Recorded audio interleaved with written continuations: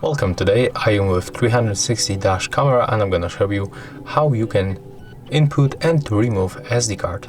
So when you hold your camera like in this position, you have to rotate at the bottom.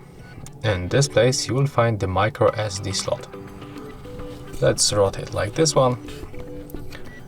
You have to grab your SD card and put it inside in this position. Take a look. The same like on this small preview. So put it here, then press with your fingernail,